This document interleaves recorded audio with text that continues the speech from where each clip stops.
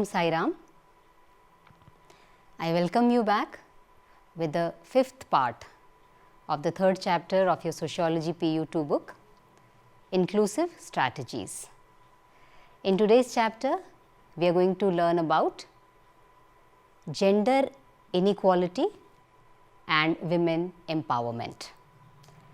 So, before we go on with this chapter, let me ask you, as always, questions from the last chapter just to see whether we have still retained the concepts. So, let us go with the questions. Which ministry looks into the concerns of the tribal welfare? Answer is Ministry of Tribal Welfare. Next, name any two developmental measures initiated by the government for SC and ST. The answer is appointment of a national commission, educational opportunity, economic opportunity, employment opportunity and reservation 5-year plans. So, out of that you have to choose only two. What is LAMPS? So, LAMPS is large areas multi-purpose societies to loosen the grip of money lenders to provide credit for productive purpose. What is TriFed? TriFed is Tribal Cooperative Marketing Development Federation of India Limited, set up to provide fair price for the tribal products. Name two NGOs that are working for the tribal welfare. One is Dr. H. Sudarshan's Vivekananda Girijana Kalyan Kendra, second is Karuna Trust. They are working for the welfare of Soliga tribe in Chamarajnagar in Karnataka. So, these were the questions from the last part. Let us move on to the present one. So, what are we going to study today? As we have said, we are going to study about gender inequality and women empowerment. Under that, gender inequality will be understanding the concept of sex and gender, then gender discrimination, then towards equality report 1974, objective of equality report, importance of the equality report. Then women empowerment, in that we are going to study about the strategies for empowerment of women which are legal, social, economic, and finally the National Commission for Women. Gender inequality. So, look at this picture, I found it interesting. Just see, can you observe what are the differences, what is the inequality in both the genders? It is an interesting observation. Look at it and observe it for yourself. What are the differences? So, what is gender inequality? So, let us first understand the difference between sex and gender.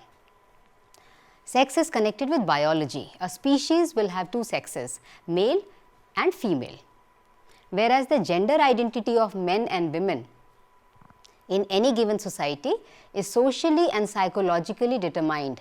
It is socially constructed. Gender is learnt through the process of socialization and through the culture of the society. So, when we say gender inequality socially constructed, we mean that one will follow a particular kind of a behavior or occupation or life chances according to one's gender. For example, men will work outside, women will work at home, men should drive, women should cook, men can be arrogant, women should be docile, men should be educated well, women have to run the home, so no need for high education, men are the breadwinners, so should be respected, should be well nourished.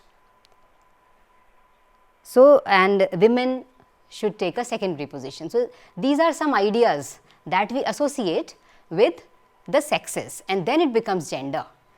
The social color that we give to the sexes, that becomes gender, and when we start putting some kind of disparity or inequality between them, it becomes gender inequality.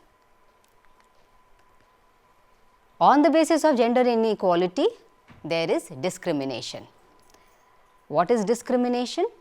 When we have certain ideas about certain things and then we start discriminating, we start thinking that something is more, something is of high value and something is of low value. So, gender discrimination is the discrimination against people based on their gender. Anatomical differences between male and female is juxtaposed on their physical, emotional and intellectual capabilities, meaning that they are one person is male, another person is a female. This particular difference is imposed on their other areas, that they are physically differently abled, they are emotionally of different makeup and they are intellectually also unequal. A society having patriarchal values will be more inclined towards males. Females will be considered secondary. This we can see in our society also, because our society is also patriarchal society. So, what is gender discrimination?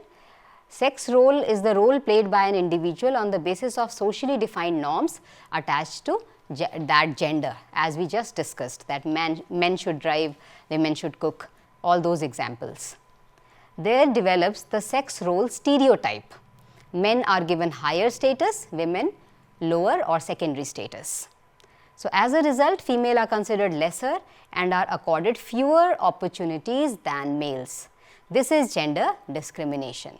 So, we had already studied in our first chapter that any kind of discrimination will lead to inequality. So, this discrimination has come out of certain ideas, certain preconceived notions, and now we have created some inequality between male and female, and accordingly their life chances also differ. So, the male will be given higher life chances, more life chances than the female. The sex role division is such that men are for production and women for reproduction. So, this is self-explanatory, that what is expected out of the roles of both men and women.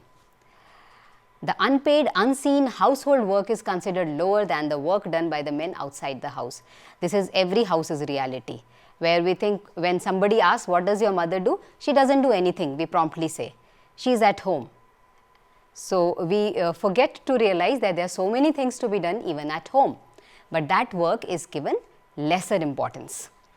Women are considered sexually vulnerable, therefore, many societies put a lot of restrictions and taboos on them.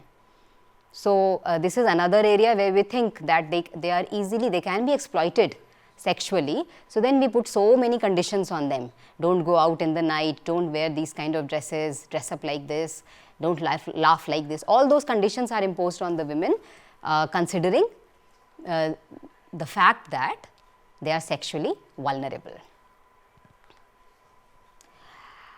So, after these discriminations, they had taken a toll on Indian society, and it was a clear inequality between both the genders. Considering that came a national commission. This national commission's main aim was to examine the status and problems of Indian women, and when they examined the status and problems of the Indian women, a report came out, and that report was called the Report Towards Equality Report of 1974. So, they called it Towards Equality. Are we moving towards equality? Let us look at these pictures. Girls are being targeted for death. Can you understand what it is? It is all about female infanticide. India's unwanted girls. Why are we saying them, calling them unwanted? Because they are considered unequal, they are discriminated against all the major areas that the society offers. For example, education, health, nourishment, and even status. So, everywhere in all these areas we see women having a lower status. There is one graphical representation of this weekly earnings of men and women. So, the blue one is for men, you can see the difference. So, this is just an indication of that how much, whatever, for the same work the women are paid less and the men are paid more. If not all the time, then most of the time. Here in the last picture you can see 1 in 3 women have experienced physical and or sexual violence at some point. So, it is so regular, so rampant. So, now this equality report came into being. What was the objective of this equality report? The main objective of this equality report was to examine the constitutional, legal and administrative provisions that have a bearing on the social status of women, their education and employment. So, basically they wanted to examine what kind of laws and legal provisions are there, and do we need to improve, do we need to add something more into that to improve the status of the women, their educational level, their employment level. And the second point was to assess the impact of these provisions, because we keep changing and amending our constitution, but we have to make a research on whether it is impacting those groups or not. So, this report aimed at that also, that whether these provisions were reaching the women, how effective they were, particularly in the rural sector. And if they were not reaching, if there was something more to be done, then to suggest more effective programs about them. Third objective was to consider the development of education among women and determine the factors responsible for the slow progress in some areas and suggest remedial measures. So, there is a complete statistical data available which says that there is a lot of difference between female literacy and male literacy, and the rate of female literacy is very low. It is only Kerala, one state, where it is at par with men, and it has achieved 100% literacy. But it is not so in all the parts of India. Why is it so? That is also the objective of this towards equality report. The next point was to survey the problems of the working women, including discrimination in employment and remuneration. We just saw one graphical picture representing differences in their remuneration. Remuneration meaning the salary that they get out of the same kind of work. Are they getting equal salary? That is the motive of this particular equality report, to find whether it was happening like that or not. Also in employment also, whether some positions were considered not for the women, was it so? So, they had to check, they had to make a assessment and write a report on that. Fifth objective was to examine the status of women as housewives and mothers in the changing social pattern and their problems in the sphere of further education and employment. So, as a housewife and a mother in the changing social pattern, what is their problem? You must have seen in today's society, women are working also, but it has not eased out the household burden from them. So, they have to now take charge of both the areas. They are working also and they are responsible for running the household also. So, it is an added burden for them. So, that also they have to examine, this report has to see. To undertake survey, this is the next point, next objective, or case studies on the implications of the population policies and family planning programs on the status of women. So, here this report, this particular commission wants to know how much control does a woman have on controlling her family. Is she at the leading part or is she at the receiving end? So, that also they have to check, whether she can decide how many children does she want and who will use the family planning measures. All that was to be checked by this particular commission. To suggest any other measures, which is the seventh point, which would enable women to play their roles in the fullest in the building up the nation. So, they basically, the idea of this report was to bring them to the mainstream, this particular section. All these deprived sections, all these downcast sections, they need to come up to the national development level, so that they can contribute positively towards the nation development. So, when women, which consists of approximately 50% of the population, if are not participating in national development, you can consider what will be the state of that nation. So, this was also one of the ideas of this report. So, what was the importance of this report? So, the study collected extensive data related to the various aspects of women, and the trends observed by the study were surprising. So, except the fields of education and employment, where women belong to middle class, achieved moderate success. So, okay, these two were the areas where there was some difference that was seen in today's time, where middle class, but only for the middle class, not for the higher and the lower class. There showed a little improvement in these two areas. Rest of the areas remained low only as far as the participation of women was concerned. Many worked longer hours for meager wages. Almost all women actively participated in economic activities without much financial benefit. So, as we were thinking that there was a difference in the remuneration that they get as compared to the men. In addition, they were also responsible for taking care of the family. So, please notice this word in addition. So, that means they are working in outside also, plus they are taking care of the family members, especially children and the elderly. So, you can think of their plight, that they are responsible for almost everything. So, they have no time for themselves also, no time for their own self improvement because of this kind of schedule for them. And due to the principle adopted by the Constitution, it acted in favor of women who were denied equal rights earlier. So, now the Constitution also adopted certain principles in favor of the women. So, we will study them. Only the middle class women were able to achieve some amount of progress in the field of education and employment. Majority of Indian women still were the victims of violence, dowry, gender discrimination, etc.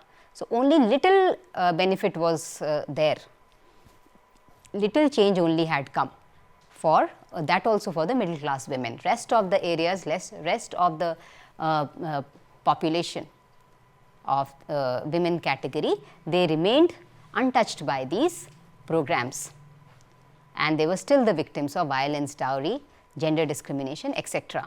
Thus, the report of the commission exposed hard realities. So, the commission expressed concerns about issues related to women like lower rates of life expectancy. Life expectancy meaning they are not having a very long life. And why would it be so? Can you think? It would be because of various reasons, because of low level of nourishment. It can be due to neglect of their health, and it can be they are giving birth again and again.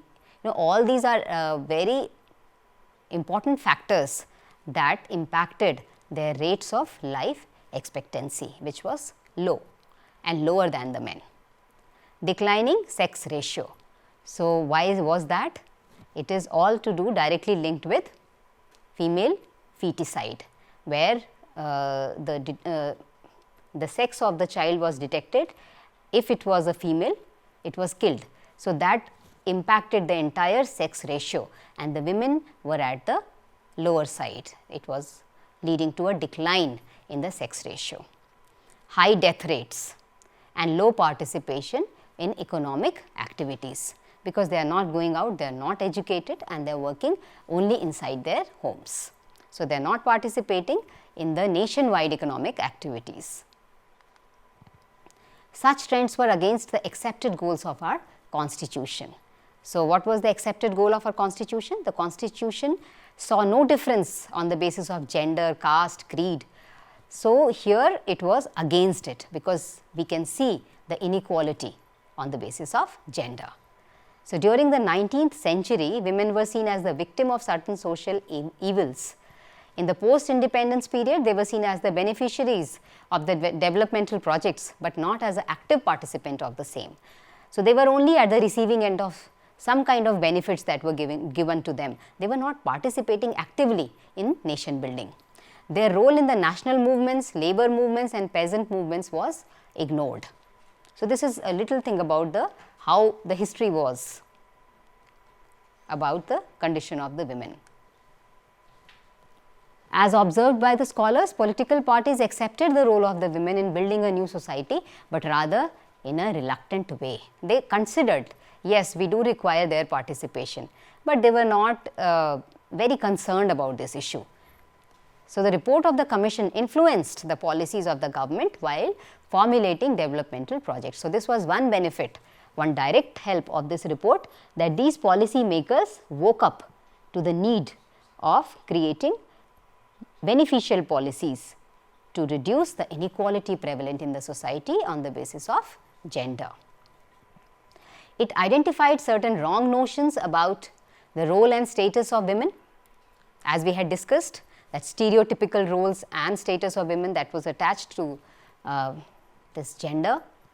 It was a starting point for many future studies for women with a fresh perspective. So, many studies, many researches took place after that to see these stereotypes which were associated with women. So, after this report, when the policies were increased, or there were more policies were included in the constitution, came the concept of women empowerment.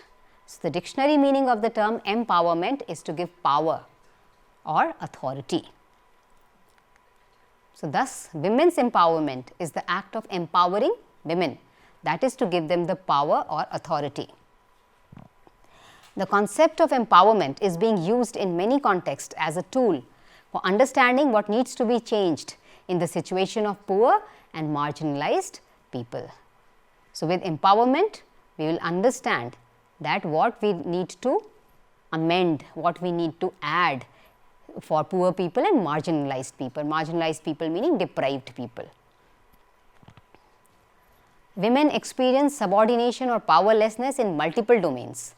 Empowerment involves organizing themselves to increase their self-reliance. So, this was one area that was needed, because they were dependent on others monetarily, emotionally, socially. So, now the first idea was to give them self-reliance. They rely on themselves, asserting their independent rights to make choice and to control resources, eliminating their own subordination. So, first of all, they have to understand that they have their independent rights and they can make choice about their life, and they can control resources, and they can eliminate their own subordination. Women are denied certain rights, freedom, equality and privileges, and even are called as weaker sex. Thus, in a civilized society, the emphasis is on equality and greater need for empowerment of women. So, what are the strategies for empowerment of women? So, all the strategies have been categorized into these three major points or classes, which is legal strategies, social strategies and economic strategies. So, let us take them up one by one. So, what were the legal strategies? So, after independence, several laws were drafted with the aim to treat women at par with men. So, what were these laws? Some of the legislation is as follows.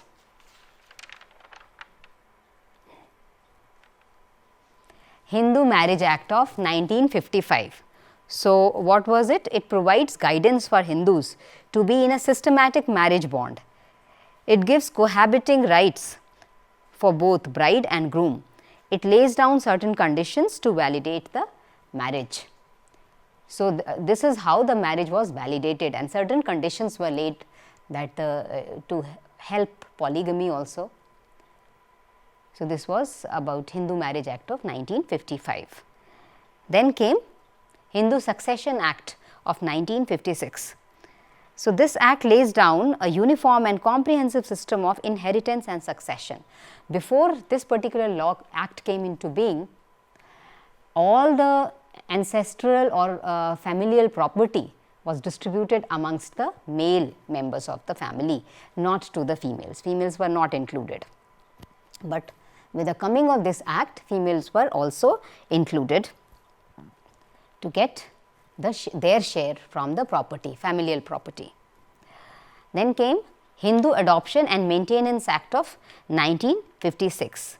So, it deals specifically with the legal process of adopting children by a Hindu adult and a legal obligation to provide maintenance to various family members such as wife, parents, in-laws.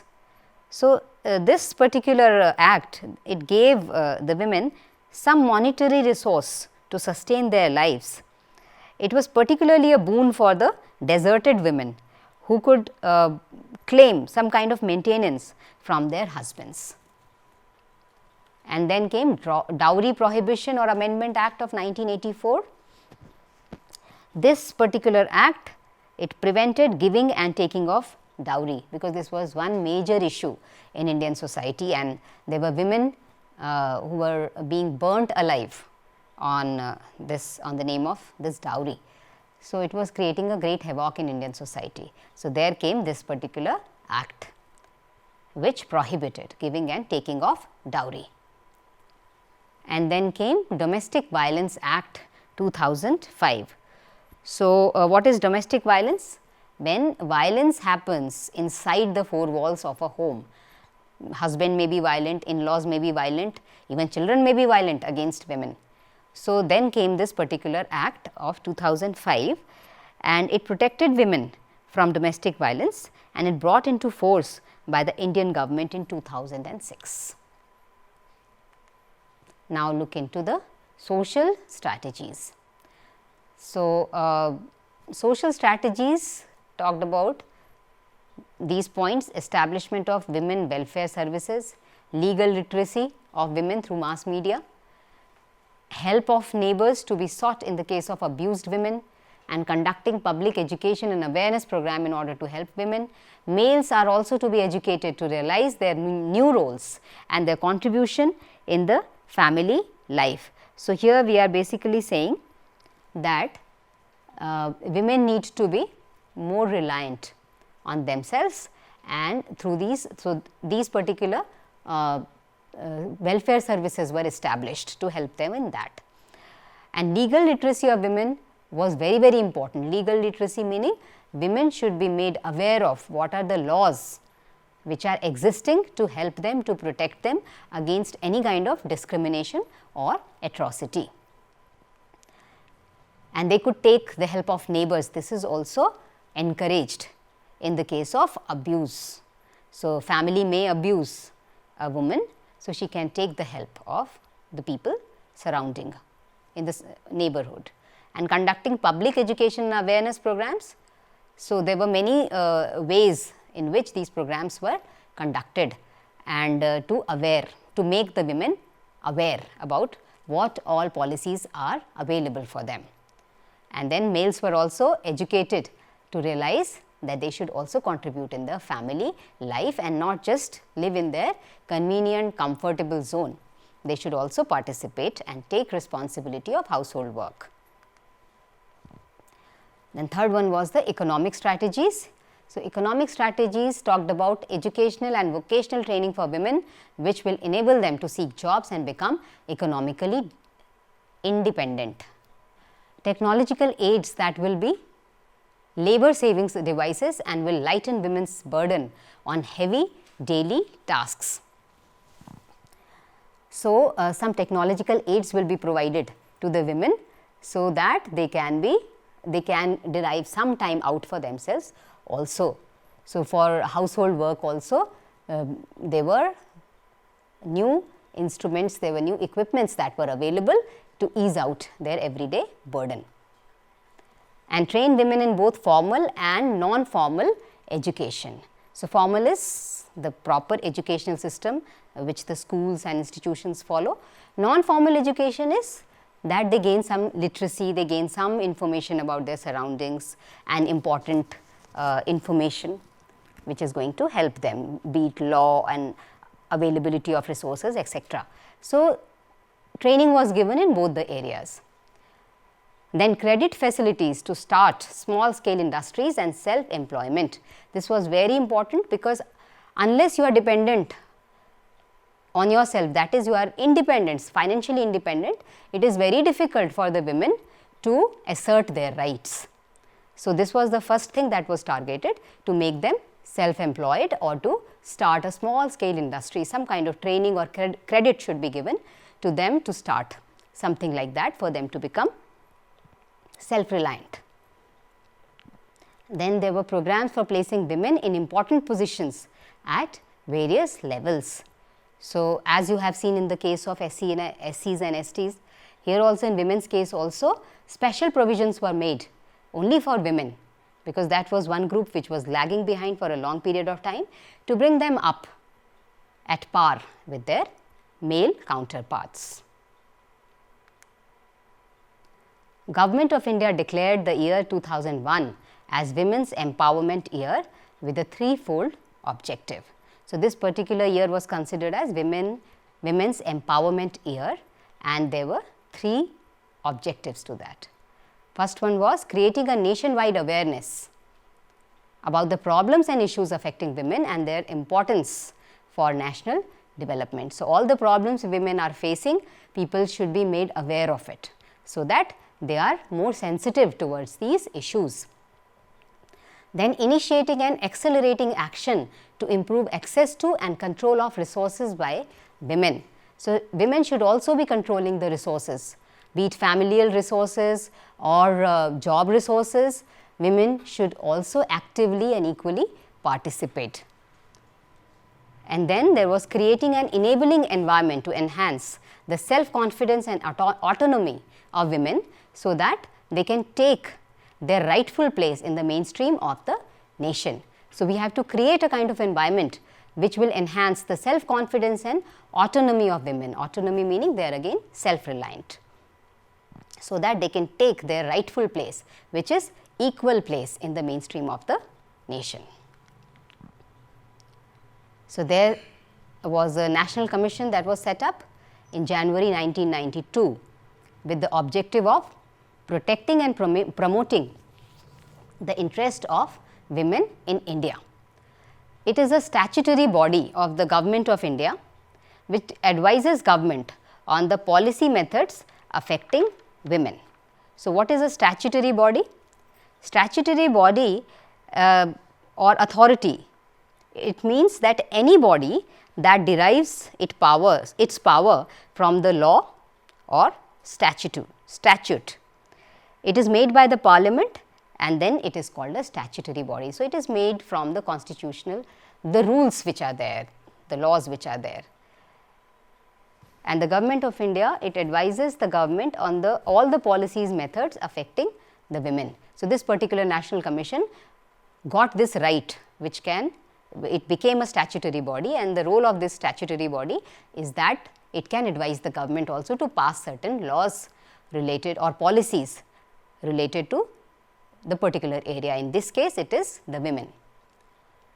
And this national commission was set to review legislation related to women's issues. So, this was also one of the tasks to review, basically legislation are there, but they have to review it whether they are working well in favor of women or not. So, the National Commission intervenes in specific atrocities and remedial actions to safeguard the interests of women.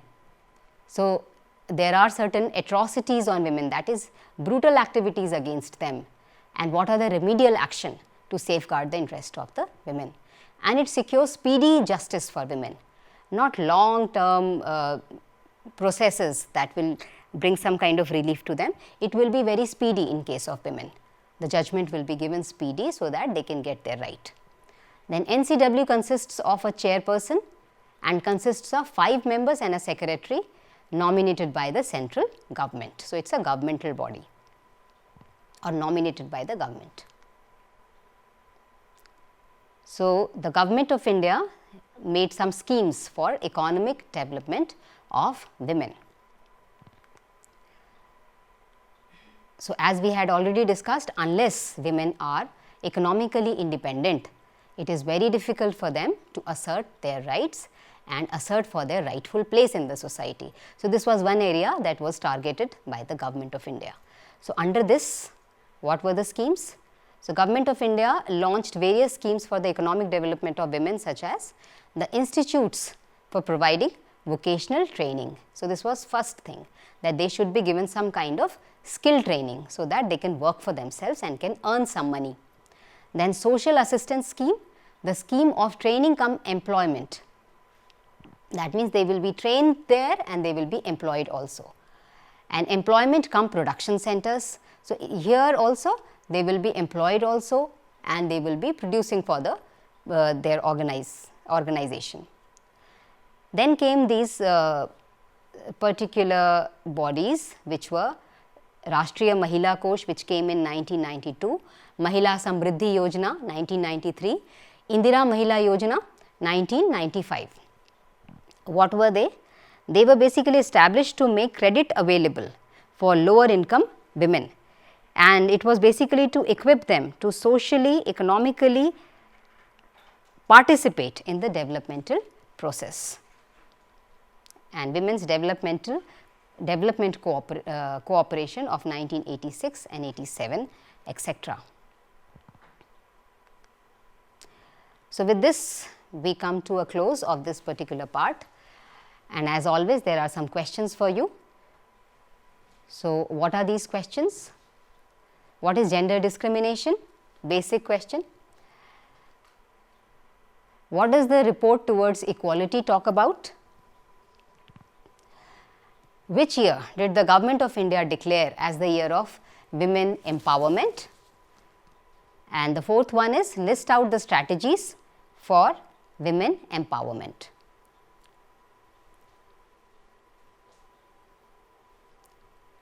So, I hope you have understood this part of the lesson. Please read the lesson well again and try to find the answers of these questions that we have given you. We will be supplying you the answers in the next part or the concluding part of this particular chapter. So, till then, take good care of yourself and study well. Om Sai Ram.